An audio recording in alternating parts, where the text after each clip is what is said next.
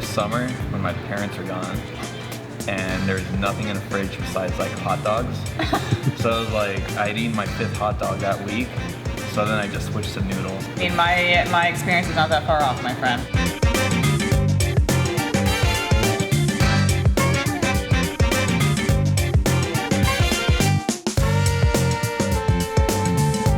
What makes it different between our noodles and our competitors' noodles is how much work we put into the flavor in there. Our noodles are very unique.